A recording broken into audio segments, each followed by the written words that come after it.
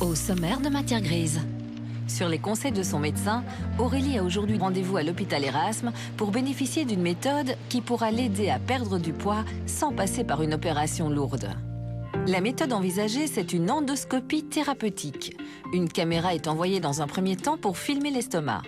Une pince vient tirer l'estomac et déposer des sutures. Ce procédé permettra de réduire la taille de l'organe et au patient de rentrer chez lui rapidement. L'épilepsie liée aux jeux vidéo?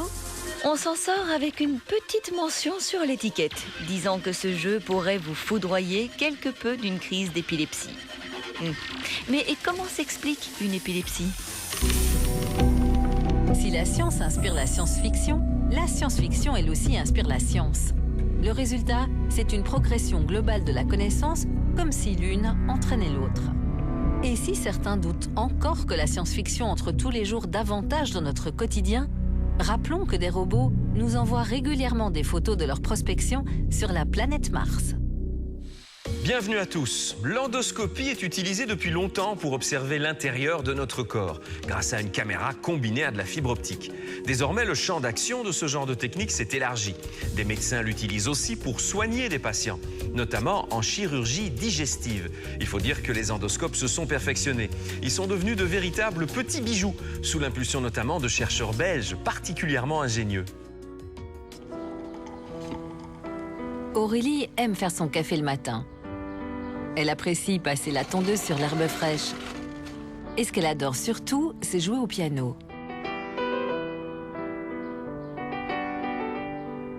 La jeune femme n'aime pas arroser ses plantes. Elle ne supporte pas de ranger sa vaisselle. Mais ce qu'elle déteste par-dessus tout, c'est voir son poids sur la balance.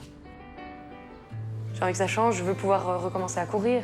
Courir, c'est impossible. Quand tu as trop de poids, courir, tes jambes prennent un coup à chaque pas. C'est très difficile. J'ai envie de pouvoir refaire plus de choses, plus d'activités physiques. Sur les conseils de son médecin, Aurélie a aujourd'hui décidé de prendre les choses en main.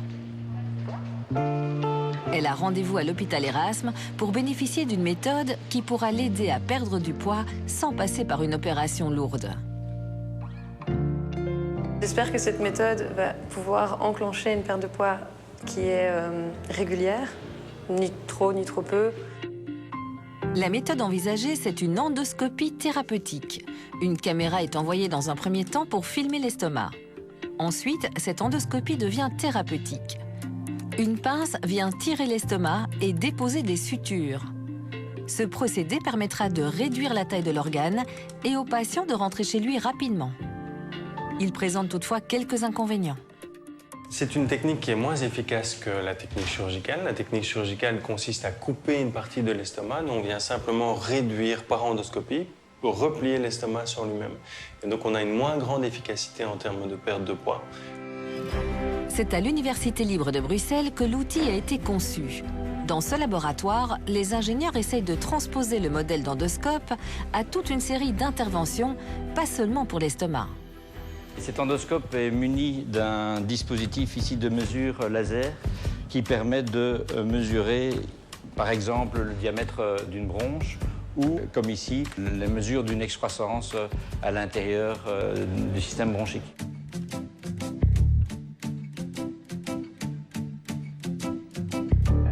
Et c'est ici que Gilles conçoit les endoscopes du futur, c'est-à-dire que ce sont des tubes flexibles, mais plutôt que d'être actionnés par des câbles mécaniques, c'est actionné par un fluide, donc de l'air comprimé. Les ingénieurs et les médecins collaborent depuis des années pour développer des instruments. Voici l'un des tout premiers modèles qu'ils ont créés. C'est avec ce robot, qui avait 2 bras supplémentaires, que nous avons réalisé les premières vraies sutures par voie transorale, au travers de la bouche. Quelque chose qui n'avait jamais été réalisé auparavant, puisque nous n'avions qu'un bras pour travailler. Donc nous étions des chirurgiens manchots qui, tout d'un coup, se sont retrouvés avec 2 bras. Quelques semaines plus tard, nous retrouvons Aurélie sur la table d'opération. Avec une pince passée au travers du canal de l'endoscope, nous allons aller chercher la paroi de l'estomac. la ramener entre les bras de la table de travail et puis déplier l'aiguille qui va nous permettre de lâcher une suture. Cette procédure se répète 7 fois d'affilée. Après 40 minutes, l'intervention se termine avec succès. Maintenant, c'est à elle de modifier son comportement alimentaire pour manger moins, manger mieux, avoir une activité sportive et on l'espère perdre du poids. 5 semaines après l'intervention, Aurélie a retrouvé quelques habitudes. Elle aime toujours faire son café le matin. Elle apprécie encore de passer la tondeuse sur l'herbe fraîche et adore par-dessus tout jouer au piano.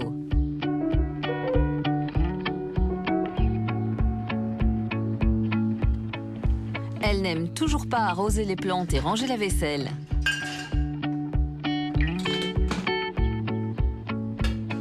Par contre, c'est désormais avec un certain plaisir qu'elle regarde son poids sur la balance. L'opération fait beaucoup parce qu'elle coupe la faim et elle fait qu'on mange plus de la moitié de ce qu'on mangeait avant.